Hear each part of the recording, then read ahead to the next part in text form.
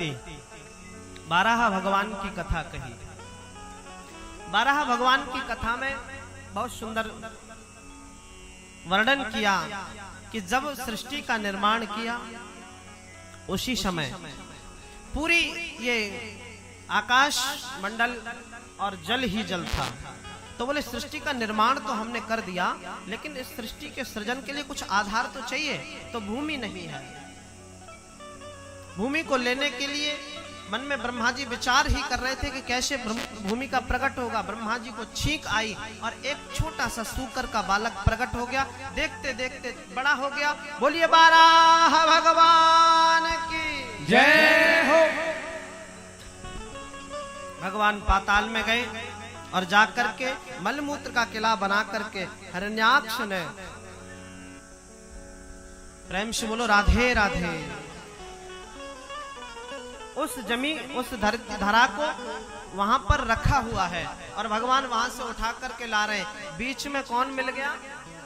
हिरण्याक्ष मिल गया, और जिसने भगवान के ऊपर प्रहार कर दिया।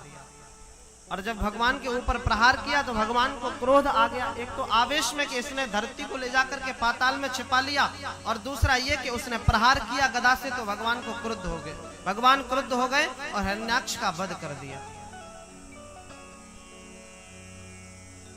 परीक्षित ने पूछा ये दो हिरण्याक्ष और हिरण्यकश्यप कौन थे?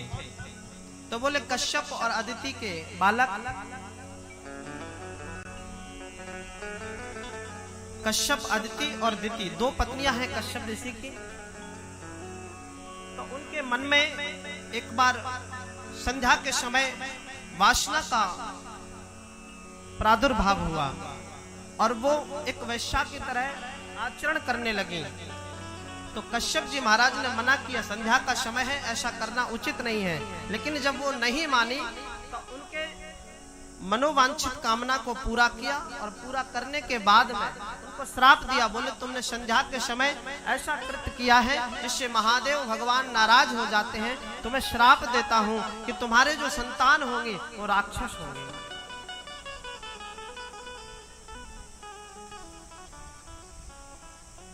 चरणों में गिर गई और गिर करके प्रणति निवेदन करने लगी, आप हमको इस श्राप से मुक्त कीजिए प्रभु। ये तो आपने अच्छा नहीं किया।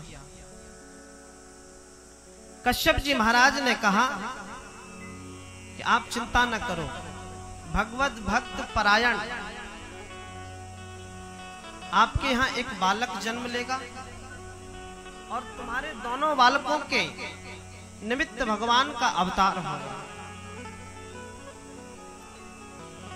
इस बात को सुनकर के कि मेरे पुत्रों के निमित्त भगवान स्वयं अवतार लेंगे, थोड़ा अस्वस्थ हो गई और अस्वस्थ होकर के दो पुत्रों को जन्म दिया, जिनका एक का नाम हिरण्याक्ष और एक का हिरण्यकश्यप। हिरण्याक्ष का वध भगवान वाराह ने किया। भगवान ने लाकर के धरा को जल में जैसे ही स्थापित करना चाहा तो धरा के मन में भी अभिमान आ गया। बोले भगवान का भी मेरे बिना काम नहीं चलता। इस प्रकार जब सुना तो भगवान के मन में आया कि धरा को अभिमान हो गया। धरा सोचती है भगवान मेरे लिए बताओ सुअर बन गए, इससे ज्यादा और क्या होगा, इनका मेरे बिना काम नहीं चला, इनको सुअर बनना पड़ गया।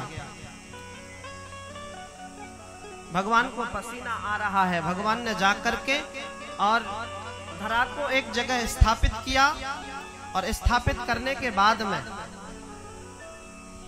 थोड़ा अपने शरीर में जो मेहनत के कारण पसीना आ रहा था उसको झाड़ने के लिए थोड़ा अपने शरीर को स्पंदन किया, और उससे जो उनके शरीर में बाल थे वो गिरे, वही कुशा बने जो हमारे पवित्र कार्यों में काम में आते हैं। वो कुशा बने, वही जो शरीर से बाल गिरे थे। और जब धरा को एक जगह रख करके भगवान ने विश्राम किया तो धरा ने पूछा ये सब क्या है? तो बोले ये मेरा वृंदावन धाम है।